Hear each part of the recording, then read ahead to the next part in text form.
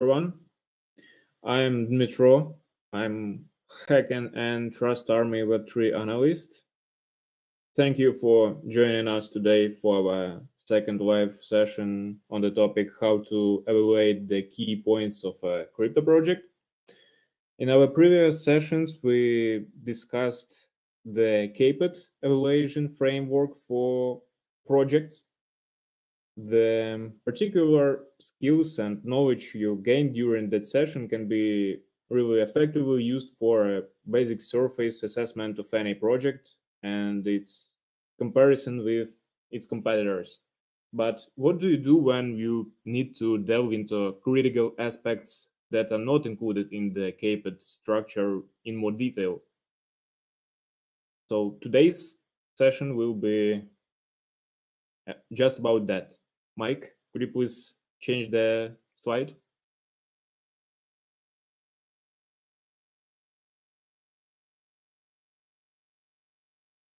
Today's live session will cover topics uh, such as how to assess tokenomics health, how to check token transactions, how to review token supply, and how to evaluate project security. These discussions will help you better understand how to work with the information available on the blockchain, assess a project's tokenomics, and comprehend the significance of project security. As always, we will present this information in accessible format, focusing on practical application. Continuing the tradition of the last live session, I have specially prepared all the materials in such a way that they can be applied by anyone with any level of understanding of cryptocurrency industry. Uh, just like last time, I'll begin by presenting the main material, and at the end, I will be happy to answer any of your questions. Uh, the next slide, please.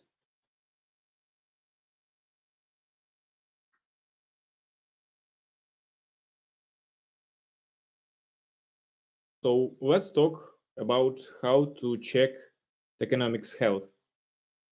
Uh, let's dive into the analysis of this metric, starting with the search of projects tokenomics. Ideally, you should find this information in the project's official sources, such as its documentation or website, or you can ask about this information from official representatives on their Telegram or Discord channels. Um, However, in practice, you might need to search for tokenomics in multiple places, and search engine like Google can really help you with this regard. Be prepared for the possibility of finding several versions of tokenomics for the same project, which is normal. To gain a current understanding, we should aim to find the most recent one, the most recent version of tokenomics. And once we have the current tokenomics, our next step is to analyze it. Here's what an ideal scenario would look like. So as you can see here, we have the typical allocation circle. You can see here all the parties that involved in the token distribution. As you can see, we have here private sale option, public sale option, second and third public sale option, some tokens for stake and reward, for team, for advisor, for marketing, for enterprise partners, for developer outreach, for grants, network development, and foundation or treasury.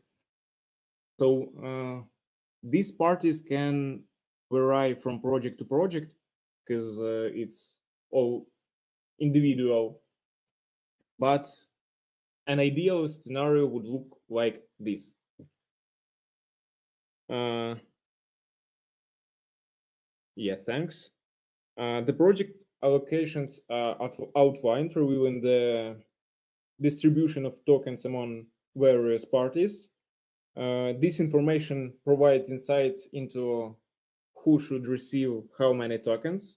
It becomes especially valuable when we considered in conjunction with the distributional information which you can see here.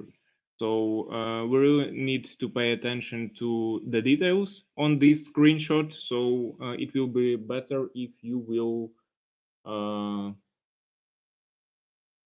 if you will check it more attentively. This information provides insights into who should receive how many tokens. It becomes especially valuable when you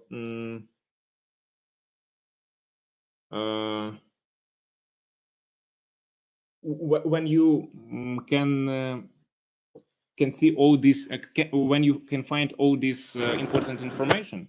For example, you can see here each party, let's say public sale party, and we can see the token price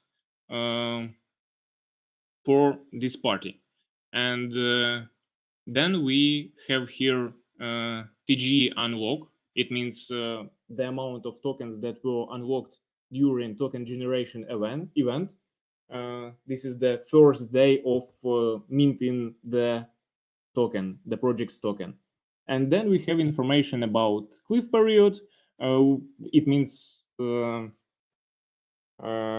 cliff period is the time your token is going to be completely locked until they start distributing. And then we can see the vesting period. The vesting period is the schedule over which you gain ownership of tokens.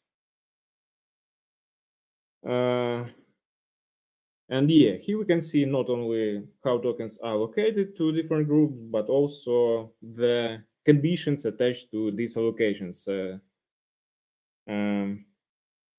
All of these metrics combined allow us to understand when and how different groups will gain full access to their allocations, to their allocated tokens, and when they will be able to sell them and probably influence the token's price.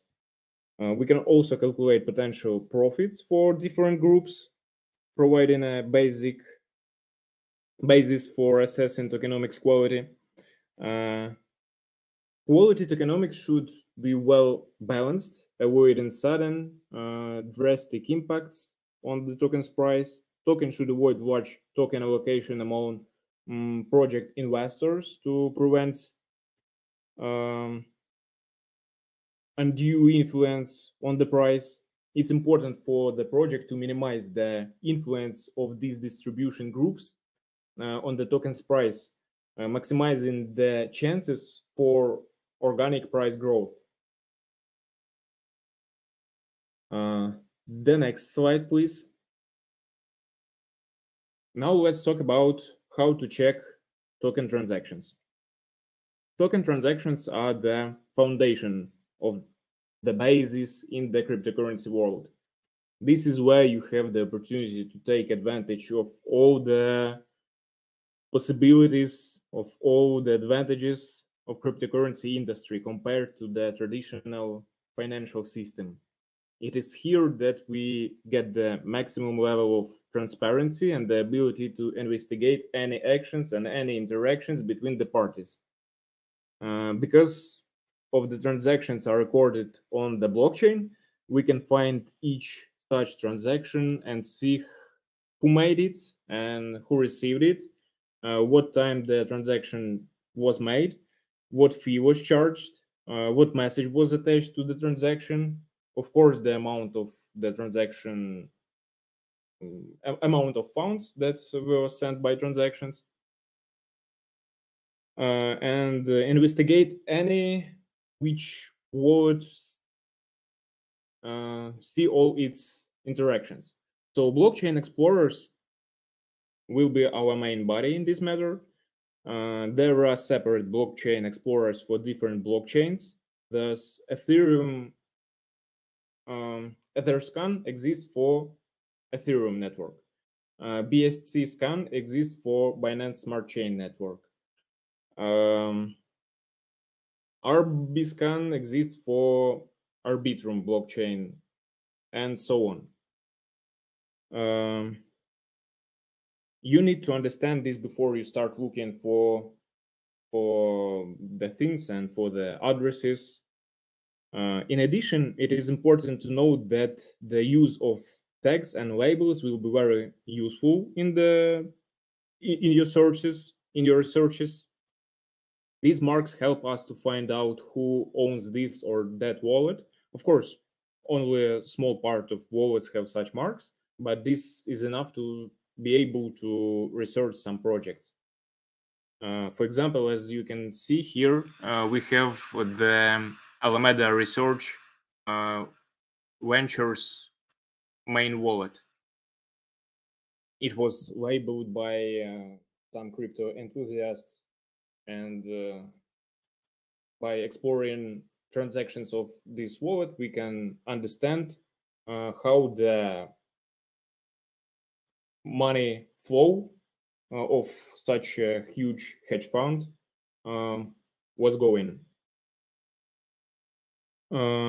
Usually quality projects try to do these things in order to make it easier for their user to learn the project and all its components. Nevertheless, we cannot say with certainty that the project that has not labeled its wallets is necessarily a scam project or a project of a very low category.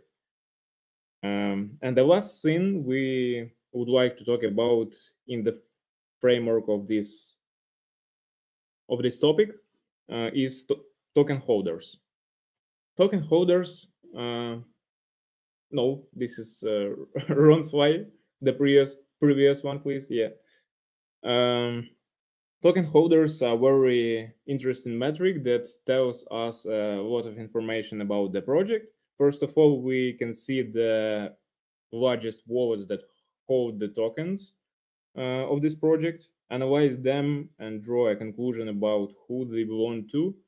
If a large part of the token emission is located in the addresses of several wallets, then this is a serious reason to be worried.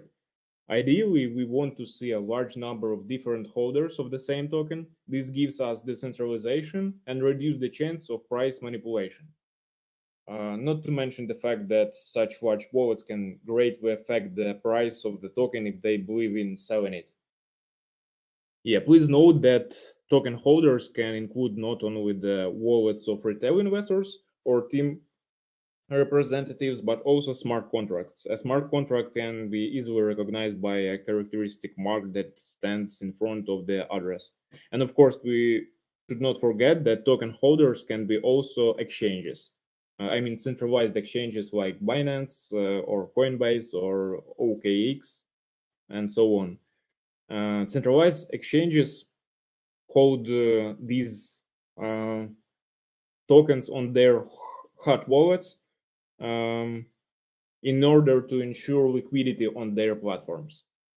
Yeah, and now you can switch the screenshot. Now let's talk about how to check token supply. This is where fun begins. First of all, we need to have a good understanding of the differences in concepts. Max total supply is the largest value of them all. It means the entire collection of tokens of the project that are currently in existence and that will be printed in the future. When we're talking about total supply, it is a value that represents the total number of project tokens that exist right now, minus all burned tokens if there is any. And when we're talking about circulating supply, this is the smallest and the most confusing one. For example, CoinGecko defines circulating supply as total supply minus team tokens minus foundation tokens minus all locked tokens. But another method to calculate this metric is to focus only on truly locked tokens. It may be more appropriate to use this method because we don't really care whose hands the tokens are in when we analyze this metric. We just want to know how many tokens of the project are currently available on the market,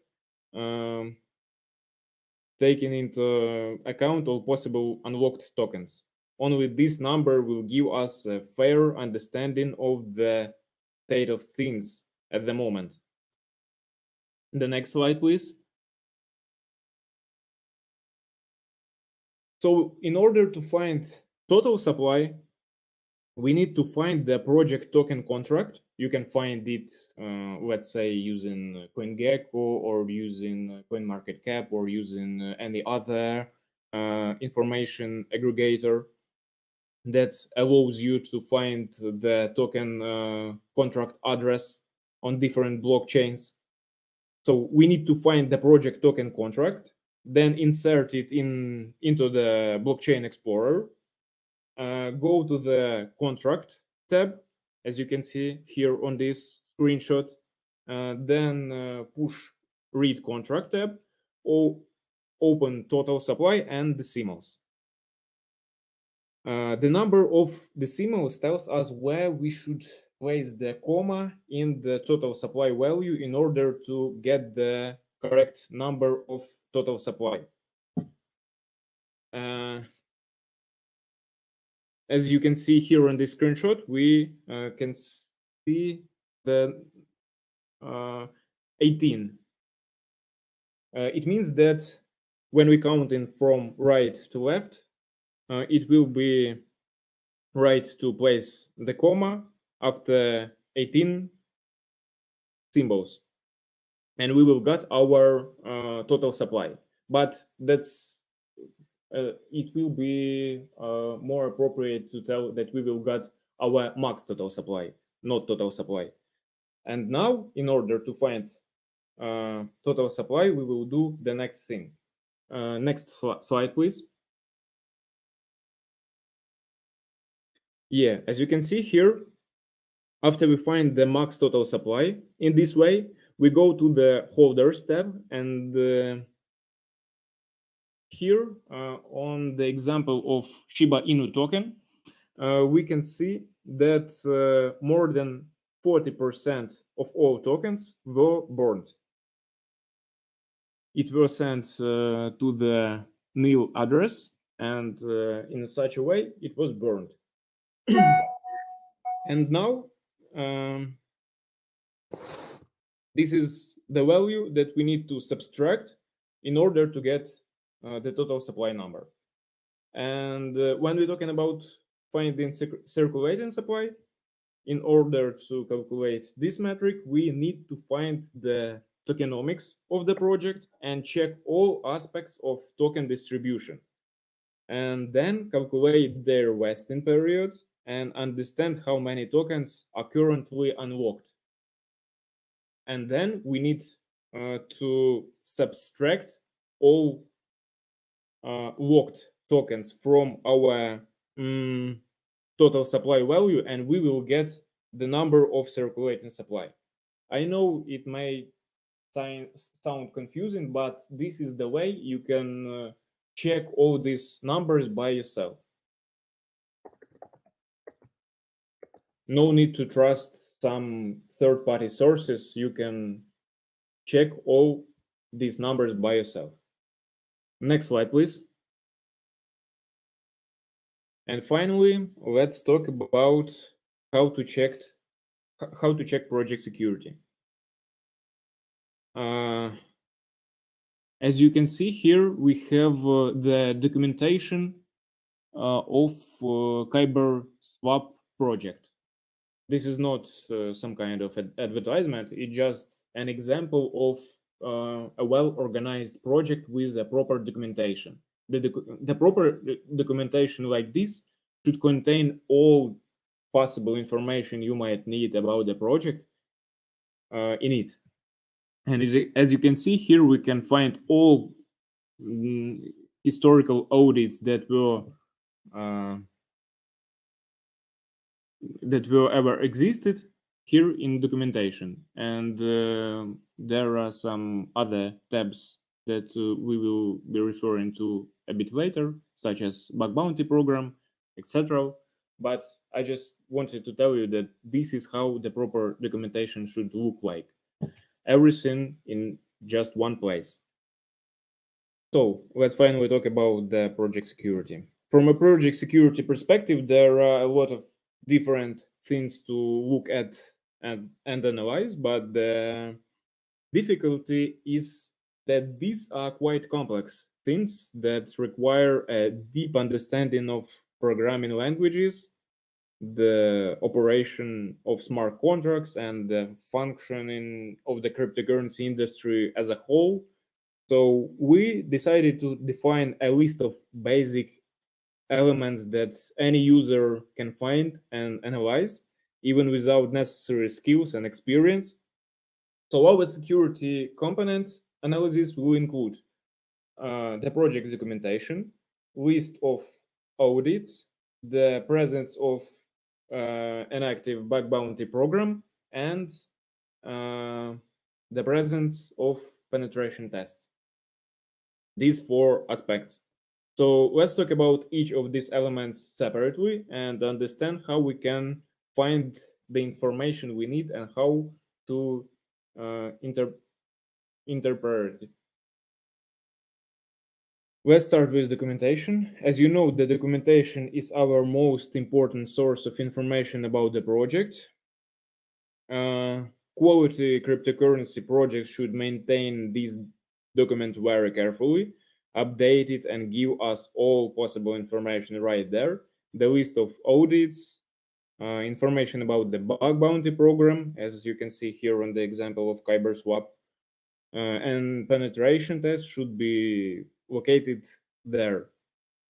However, we understand that we do not live in ideal conditions, and unfortunately, we will not always be able to find everything we need in the project documentation. And in some cases, even the documentation itself may be missing.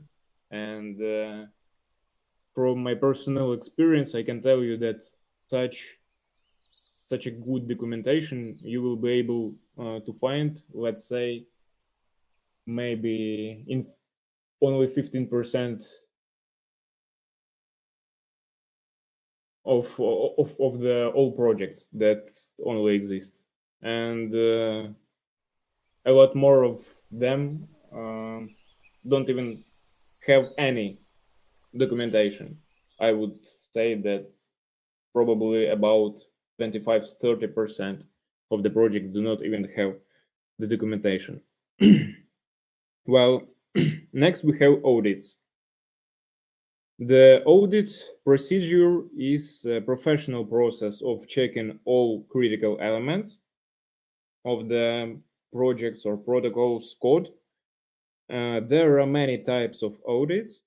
The problem is that in order to be able to read the audit report, we need to have some specific knowledge, which is not our case.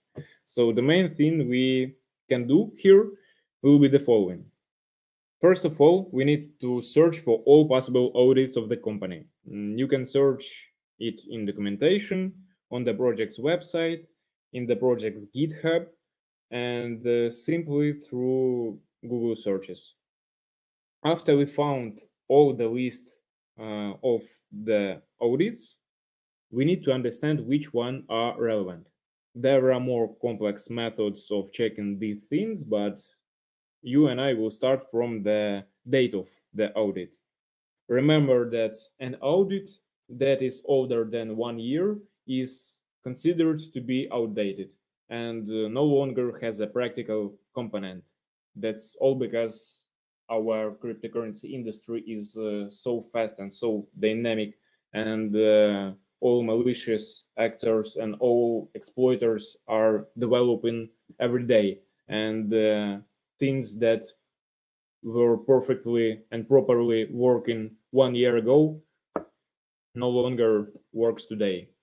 So yeah, but if you find yourself in a situation where you compare two similar projects and you see a situation where one project has never used audit services and the other project has 1 or 2 audits in the past, but they are out of date, it should still be more attractive to us, a project that at least know how important security is in the cryptocurrency industry and has used such services in the past.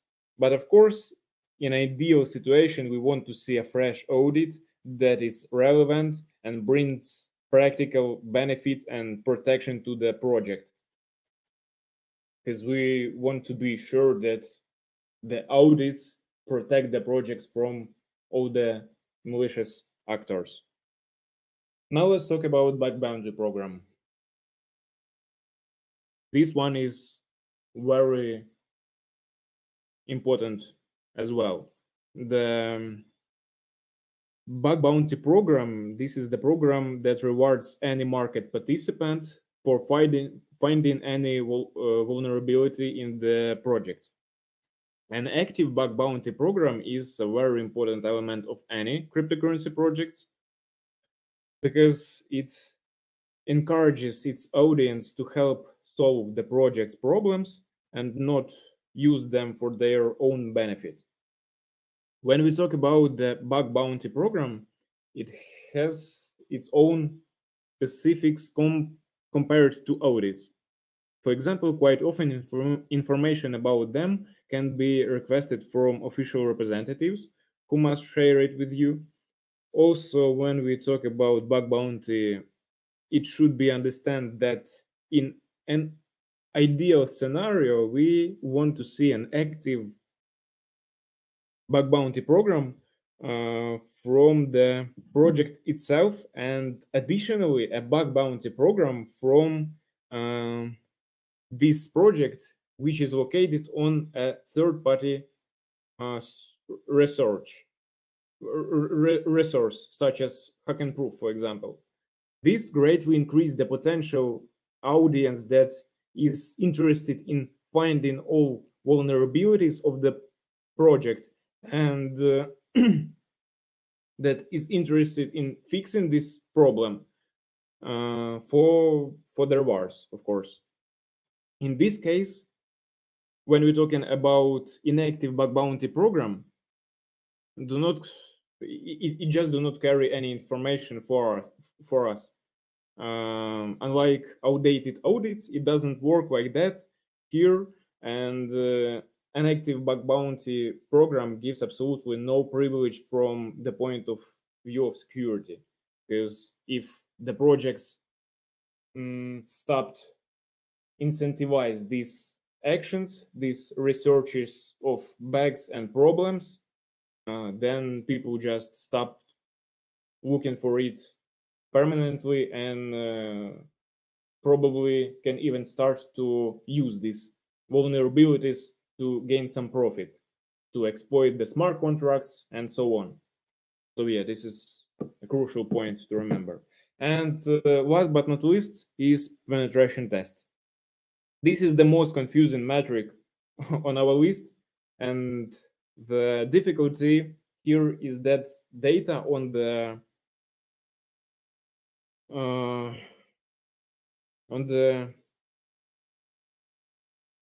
completion of this procedure are almost never made public. However, you should know that this procedure is quite important when we're talking about verifying the reliability of decentralized application, protocols, DEXs, and so on. So this is really important information, and this is really important procedure, and we would like all the projects to have it, but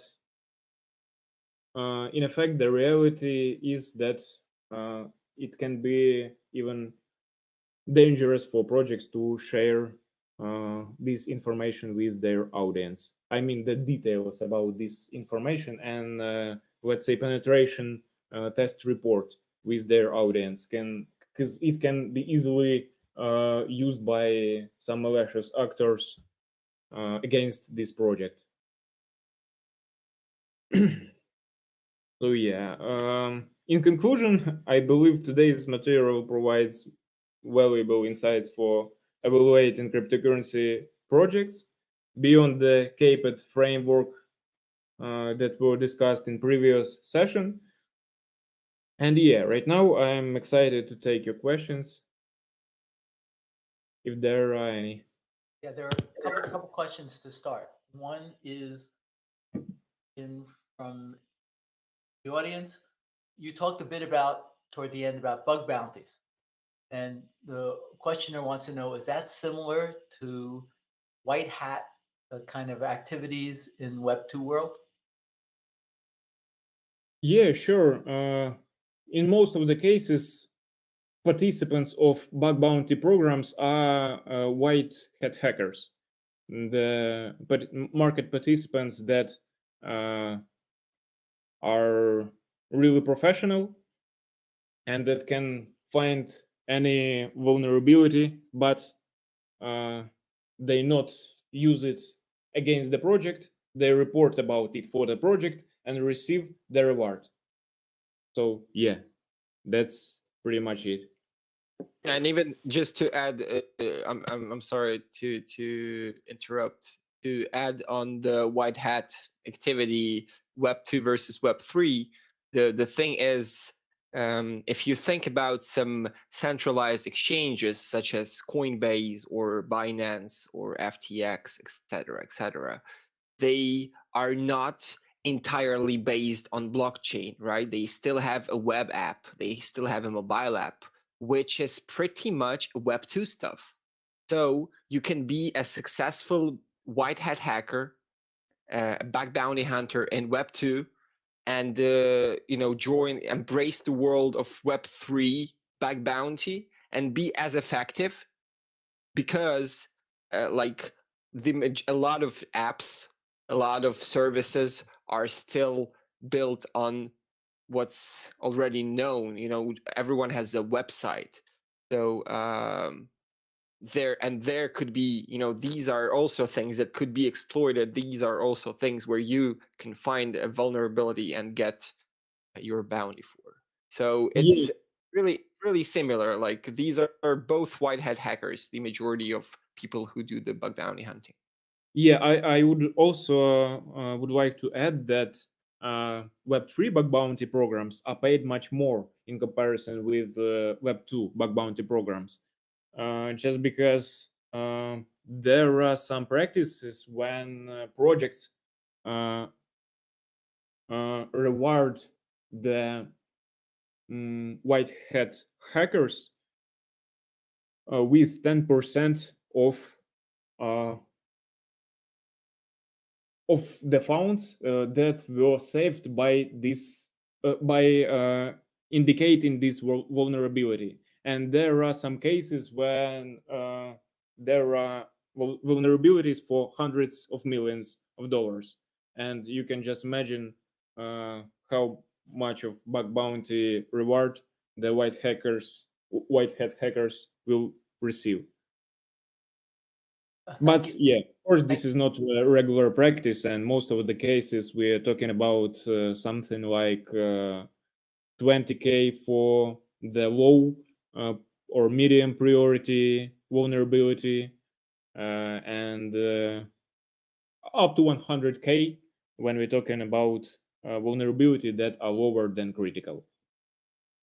Thank you both for that answer. One more question I have is, I've listened to the previous 5 lessons, the hacking lessons that have been posted uh, in the last few weeks, learned a tremendous amount. However, I think one of the questions after listening to those lessons is that this seems very complex for kind of a not professional investor or not professional investigator of these projects.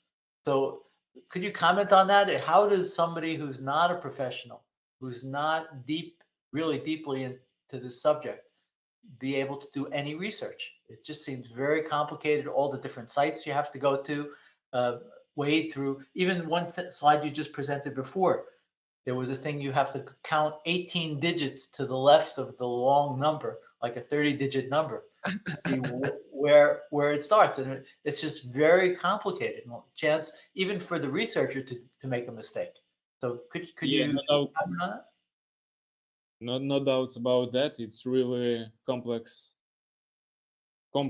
things, but as I've been mentioning before, we specially designed all these materials and all these tips and tricks for the people with zero level of cryptocurrency industry knowledge. So we give all the information needed to make a proper analysis by yourself. When we're talking about the cryptocurrency, when we're talking about the transparency that cryptocurrency market brings in comparison with some traditional financial markets, we're talking about these things, about the numbers and about all the important data that you can find by yourself on the blockchain, because it was recorded on the blockchain and it cannot be changed. Nobody will be able to manipulate it. And this is a serious advantage in comparison with some other financial markets and some other systems. But of course, to be able to gain all these benefits, you need to work hard, you need to gain some knowledges, you need to find all these ways to get all the important information and all the data that will help you to make your assumption about the project. So Yeah. Yeah. That is true, Dmitry. I just wanted to add that we are still really early, and you have to realize, all the people in the audience, that it's like researching crypto is like building, like doing like a PC hardware in early 70s. We are so early, and for an ordinary person, that would be like, what are you even doing? What is that? So of course, this is like, there is definitely a learning curve to all this process, because it's not, the whole crypto is like just the notion of blockchain for someone can be ungraspable. Like it's so of course this is complex for those who are in crypto, for those who are in some areas that touch crypto somehow, but the thing is, this presentation and the information that is described in that was prepared is as simple as it gets. So that's just unfortunately, that's a fact. And you of course, with this research, it's like everyone has to do his own research, and for some person, there is one risk tolerance. You can your thought process about going in, spending your money on some coins, tokens, pre-sales, or NFTs, etc. It can be like, okay, I put there $100, whatever happens. I just, like, some friend told me or something. And other people are much more risk intolerant, and they have to make sure that they are making good decisions, right? And this is exactly what we are providing. If you want to if you want to develop your own system of judgments, there are a plethora of there's just a huge variety of angles at which you can check the project. Some of those angles might not be so relevant for you personally, right? You can decide, what's more important for you. Clear tokenomics, some product market fit, the team with the reputable of records, so this is just, there's just too many angles on how you can evaluate your decision in crypto and the project in crypto. And it's you do definitely, I agree with you, Jameson, that you have to be a pro to like seamlessly utilize all the mentioned information. You do definitely have to be a pro, and it's not for just a regular person who's new to crypto, who just learned what's the difference between Bitcoin and Ethereum. This is really good point, and people just need to understand that using all this information and all this mastering all these skills, they will be ahead of at least 99% of people on this market, just because it is difficult. No one wants to bother and waste their time and effort in order to check how much there are really tokens in total supply on the blockchain, and that's why those people may be fooled and you are not. So this is the price we pay. I think that was both of you. That was a really great answer. It made me think back to the 80s and 90s with the penny stocks, and there were schemes right to pump and dump, and you couldn't tell. You could guess, but you couldn't tell. There was nowhere to look to see if that was happening, a pump and dump, or that somebody really was growing. And That is brilliant analogy. Thank you for this. yeah. Other questions? I did have a question regarding the supply. Dmitry mentioned that you should be aware of like sudden, because the tokenomics should be balanced in order to prevent some sudden price movements that are linked to unlocking too many tokens, so drastically increasing the offer without increasing the demand. And so what would you like, what situation would you say that is like risky when specifically watching, like looking at the project unlocking periods and stuff? Like, how much is too much for like to think, oh, you know what, I don't really want to get in because one day there will be just too much tokens that my initial $100 will be diluted to nothing. That is if I might make that question clear. Yeah, it is clear. But unfortunately, there is no a simple standardization that we can use in order to say for sure that this tokenomics is good and this tokenomics is bad. This one has potential and this one can be easily dumped. But yeah, of course, there are some logical things you need to understand before making your decisions. And when we're talking about some distribution, about allocations, you need to be really attentive to details. So there should not be huge numbers of allocation for bakers of the project, for their investors. That's because the main mission of any hedge fund or any venture fund in the end of the day is to gain maximum profits, and this is not what we would like to see, because when we invest in the project, we would like to see its growth, its potential growing and spreading. We would like to see the technology improving and so on.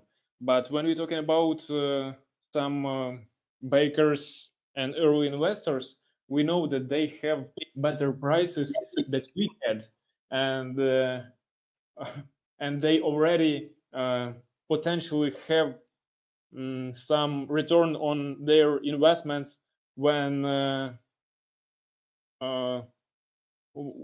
we only have our entry price, So of course we would like to see, in ideal scenario, long cliff period for such any investors. let's Right.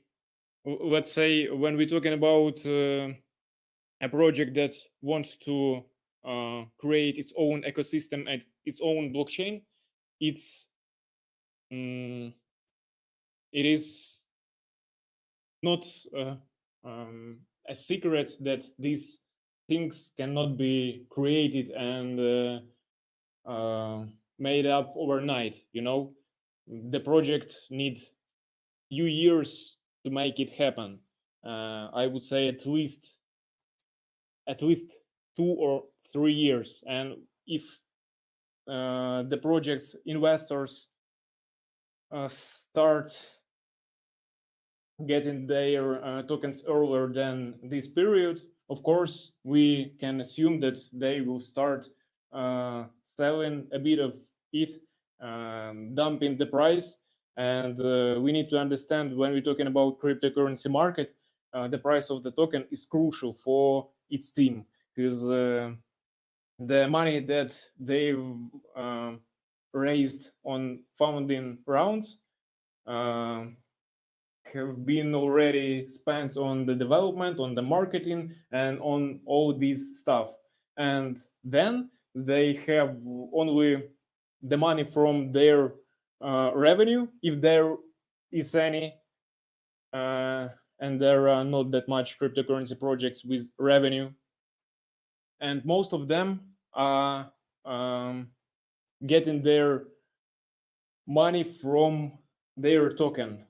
So you can see in any tokenomics of any project that team always have some money for them. It's about 15 up to 25% usually, and the team use this money, and the money that was distributed for the foundation or for development is using for the project in improving. So yeah, these logical things you need to understand and keep in your mind to track it.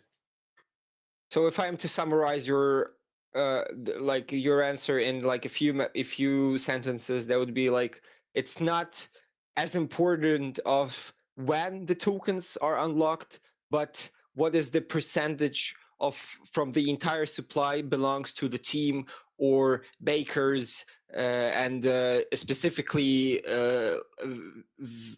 VCs, specifically venture capitals. Because if you as a regular investor see that there are too many tokens, like 15-20% of the entire token supply is owned by some private equity firms or venture capital firms, that would be a strong indicator that as soon that your investment could be just the money that you put in the project could be just dumped on you.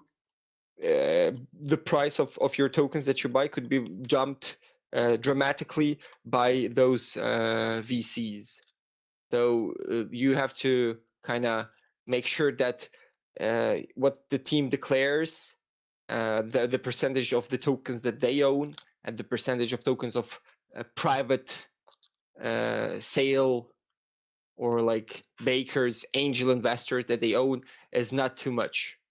Because of course, all these people are investing in these projects for profits. And as soon as they see those profits, they will take those profits and you'll remain in the loss. Yeah, that's true, but we cannot say that vesting schedule, release schedule is not that important, because it influences the price. So it's important as well. But yeah, you're right. Awesome. Thank you very much. Yeah, honestly, a lot of information, even as for a person who's a hacking team member, this is quite an extensive presentation, and this is definitely not something as a novel that you hear once or read once and you retain and you can use. This is definitely piece of information that you have to review, those videos on YouTube, you get back to them, because there's just much more valuable information and blueprints on how to approach the analysis. So there's just much more information that you can grasp in a single session.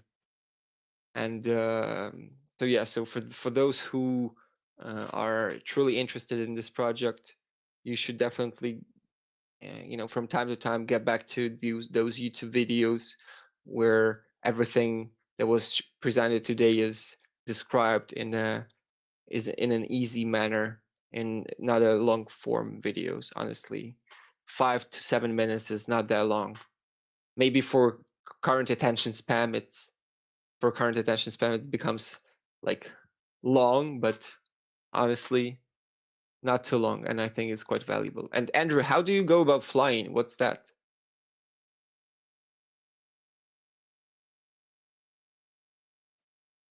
Let me see. Oh my God, this is incredible. Sorry guys, I'm just getting too excited here.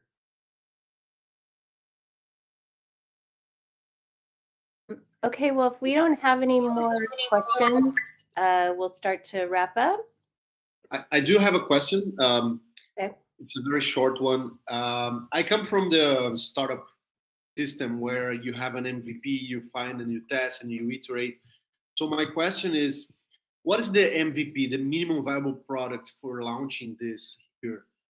What's your opinion about that? That's not simple. There is not simple answer to this question, because it's really it really can be different from one project to another, because there are a lot of different categories of the quality of the projects, and there are a lot of, for example, tiers of VCs, and high tier VCs, venture capitalists, invests only in high tier projects.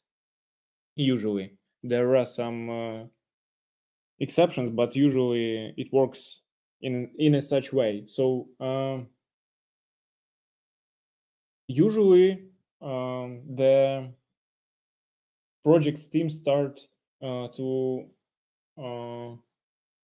launching their product just before they have this product ready. It calls testnet in cryptocurrency industry. So they have some samples of their code, of their ideas. They create some web designs and so on, and then they launch their testnet. Every user can start interacting with it and share their feedback with the team. And usually the users get some incentivization for these actions, especially if they find something interesting or critical for the project. And it usually works like this. So there are a few stages that projects should pass before they will launch their mainnet and before they will get their product fully developed and ready for the launch. Or you can have some reputation in the crypto space and have some great idea. Like it really, like there were instances where projects were raising a few millions of dollars with a single Notion page. Like literally, there were instances, there's like no technical implementation, no nothing. Honest, just an idea, a pitch deck, one pager in Notion. And if you have your network is strong enough, if you have the sufficient reputation in the space, maybe you have already was a part of some successful project, or you have a proven record of something that you like of your expertise in crypto, it can work as well. There are people, there are specific timings throughout the crypto cycles, because as in every financial space, there are cycles. There are cycles in which just by having an idea, you can just hit the right timing and your idea will raise money without a single line of code or technical implementation. But this is rather unusual approach, and I wouldn't say it's a normalized thing, and like every second project is raising millions with a single Notion page. I'm just saying that there were instances of this. So you either I just feel like there's no other way. At some point in crypto, you have to do the hard work. You have to grind, you have to build something, and once you build it, maybe not from your own idea, maybe you start from building for someone, maybe you're starting to as start somewhere, not as not in a position of CEO, but rather someone lower, and then you with doing your hard work, connecting with other people, and proving your expertise in a specific domain, you can get to the point where you can launch your project, and get an efficient initial raise in the necessary initial round for your operation and further development. I hope it somehow answered your question, although I'm not really sure.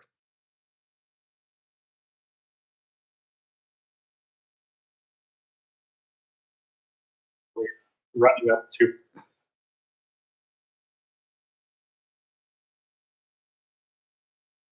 Yeah, thank you very much. It was extremely engaging, and honestly, kudos to Bird Academy team. You guys I really enjoy your endeavors, especially the customization and flying. So big shout out to you guys. Thank you very much for having us, and it was an absolute pleasure. Yeah, thank you for having us. Thank you for coming, and see you in the next episodes of our live sessions. Yes, thank you. We'll see you all back here November 16th, I believe, right?